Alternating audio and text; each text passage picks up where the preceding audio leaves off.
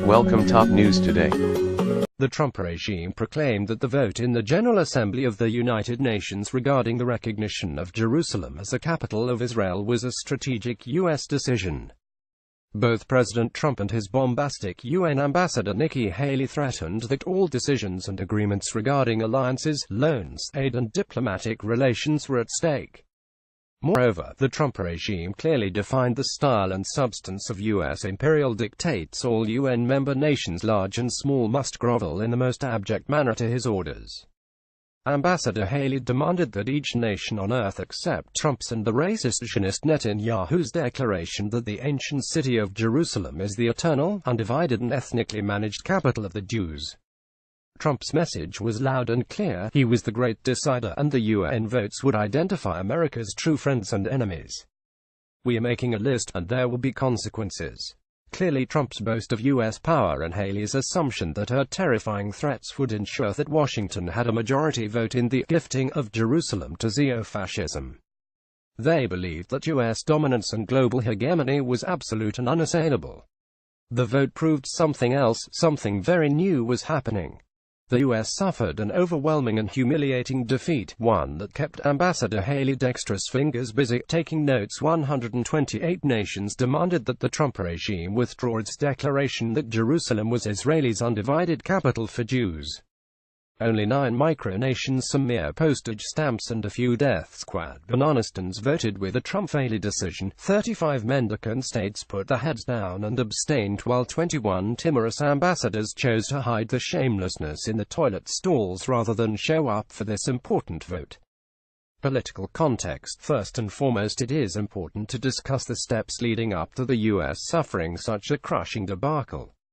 In other words, who was responsible for leading the Trump administration by the nose down, a blind alley of submission to the dictates of xenofascism? The leader and driving force behind the UN disaster was Israeli Prime Minister Benjamin Netanyahu, whose quest to seize Jerusalem and convert it into the eternal capital of the Jews was his top priority. For decades, the entire world has rejected Israel's seizure of Jerusalem and its conversion into an ethnically cleansed capital for the Jewish state. The UN and international jurists denounced Israel's colonial conquest and ethnic cleansing of Palestine. Netanyahu took charge with the election of Donald Trump as president. Operation Jerusalem was his first order to puppet Donald. A number of Israel First multi-billionaires, who financed Trump's electoral campaign, demanded an immediate payoff from the puppet, the administration's unconditional support for Netanyahu's agenda. Despite protests from the rest of the world, especially the U.S. closest European allies, Trump plunged the nation right into the Zionist super-Jewish Jerusalem, the systematic eviction of all Arabs, Christian, Muslim and secular, and the eventual annexation of all of Palestine, as well as an increasing military confrontation with Iran. Real estate speculator Jared Kushner, Trump's pampered son-in-law and a complete Netanyahu flunky, became the senior advisor for the Middle East. Kushner pressured Trump's national security advisor General Michael Flynn to intervene with Russia on behalf of Israel's takeover of Jerusalem. Flynn was subsequently prosecuted for discussing global U.S.-Russian relations, and the good soldier is falling on his sword on behalf of the Zionists. Not surprising, the congressional Democrats, the FBI and the special prosecutor found it easier to prosecute Flynn for his discussion regarding de-escalating the tense U.S.-Russian relations provoked by the Obama administration than his discussions with the Kremlin in support of Israel's seizure of Jerusalem. Netanyahu's operational weapons in manipulating U.S. policy involved Jared Kushner, the billionaire Israel First donors, the AIPAC and UN ambassador Nikki Haley.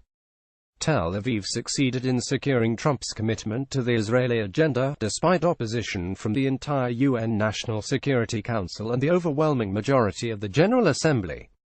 In the style of a typical authoritarian, U.S. President Trump grovels at the feet of his superior, Israeli Prime Minister Benjamin Netanyahu, while tearing at the throats of his inferiors, the 193 member nations of the UN General Assembly. Netanyahu's vitriolic barroom threats against the entire membership of the UN prior to the vote ensured the repudiation of all Security Council representatives, with the exception of his South Carolina puppet, Ambassador Nikki Haley. Trump and Haley backed the blustering Netanyahu by issuing gangland threats to all UN representatives who dared to oppose Washington's dictates. In this way, Prime Minister Netanyahu secured the greatest diplomatic and political success of his career, the total submission of the US to his agenda, at the risk of a major humiliation in the UN. This, in effect, formalized Israeli hegemony over Washington for the world to see. In contrast to Netanyahu's beaming success, the US suffered a historic diplomatic defeat. 14 times as many nations voted against the demands of the US president over Netanyahu's grab of Jerusalem. What makes the defeat even more striking is the fact that all major allies and most of the biggest aid recipients openly defied the US threats. 8 of the 10 biggest US aid recipients voted against Trump, Netanyahu, Haley. This bizarre troika is now left with an enemy list circling the entire globe, and a few timorous allies in the South Pacific and among the death squads of Guatemala. Trump's total and puerile embrace of the raving Netanyahu has exposed and widened fissures in US global hegemony. Apart from capturing Netanyahu's vote, the other pro-Trump nations included a handful of insignificant Pacific islands: Marshall Islands, Palau, Micronesia, Togo, a corrupt African mini-state, and 2 banana-sized death squad democracies, Honduras and Guatemala. The latter 2 regimes hold power via stolen elections backed by narco-thugs in the pay-dubbed foreign aid of the US. All of the leading Asian and Western European countries voted against Trump. They openly rejected the crude blackmail of the US-Israeli duet. Subservient regimes in Eastern Europe, corrupt regimes in Latin America, and some horrifically impoverished nations in Africa and Asia chose to abstain or excused themselves to the bathrooms of Times Square.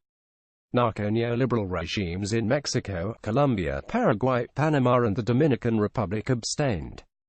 Even right-wing Eastern European regimes, which usually give unquestioned support to all US demands, like Romania, Bosnia, Poland and Latvia, defied Nikki Haley's name-taking by abstaining.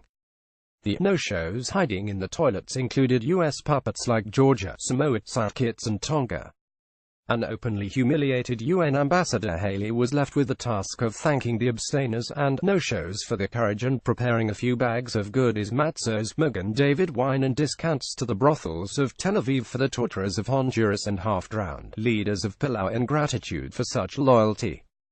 Conclusion: clearly Trump's championing of a racist, colonialist, ethnic cleansing state like Israel is viewed as a strategic diplomatic disaster. The Manhattan egomaniac has tied the U.S. fortunes to the whims of a pariah state led by a complete lunatic. Trump's decision to demonstrate total loyalty to his Zionist billionaire campaign donor owners and his Israel-first son-in-law in his first major foreign policy decision failed to impress any of the influential nations of the world, east to west. Indeed, it showed how fractured and dangerously dysfunctional the U.S. administration had become. Most important, Trump's proclamation of a unipolar world based on his notion of the U.S.'s economic power has collapsed. Israel, despite Haley's bluster and list-taking, has no legitimacy. Its continued Mossad assassinations of leading Palestinians and others and the increasing IDF slaughter of the spontaneous Palestinian civilian resistance has failed to improve its international standing, except among Guatemalan torturers. However, it is not clear that the U.S. has lost its big power influence regarding other regional conflicts.